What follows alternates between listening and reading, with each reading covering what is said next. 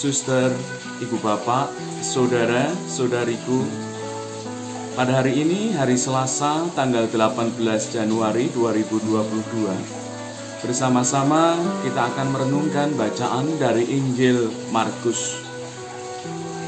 Suster, ibu bapak, saudara-saudari, sahabat-sahabatku yang terkasih.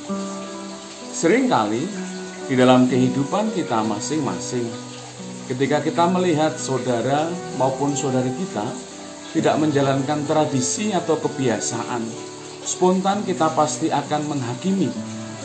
Mengapa dia tidak melakukan ini? Mengapa dia tidak melakukan itu yang menjadi kebiasaan kita di tempat ini? Halnya sama kalau kita perhatikan di dalam bacaan Injil pada hari ini. Bagaimana orang-orang Farisi, kebanyakan orang di tempat Tuhan Yesus mengkritik apa yang dilakukan oleh murid-murid Tuhan.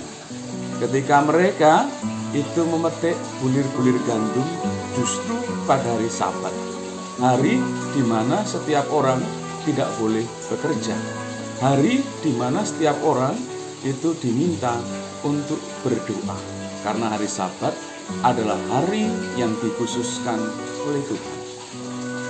Tuhan Yesus mengajak kepada kita, kepada orang-orang pada waktu itu, untuk melihat makna terdalam dari setiap aturan. Hari Sabat pun itu dibuat pertama-tama untuk manusia.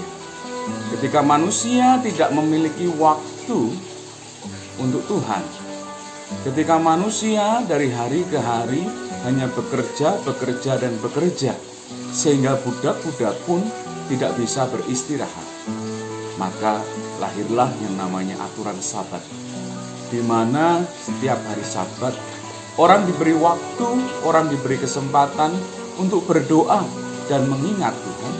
Dan ketika hari Sabat, orang juga diajak untuk diberi waktu dan juga kesempatan para budak untuk beristirahat. Dari sini kita diingatkan bagaimana ketika kita menjalankan yang namanya aturan ataupun juga hukum yang menjadi kebiasaan ataupun juga tradisi di dalam kehidupan kita masing-masing. Yang pertama-tama penting, lihatlah apa nilai yang diperjuangkan di dalam hukum dan juga aturan itu. Sehingga pertama-tama kita tidak hanya sekedar menjalankan dan kemudian menyalahkan ketika ada orang yang tidak menjalankan aturan atau hukum, tetapi kita pun juga diajak ketika menjalankan hukum, aturan, kebiasaan menjadi semakin lebih baik. Karena nilai-nilai yang kita lihat dalam hukum dan aturan serta tradisi itu, sehingga kita pun berkembang menjadi pribadi yang dewasa di dalam Kristus.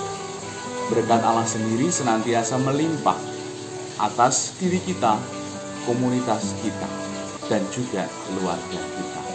Berkah dalam.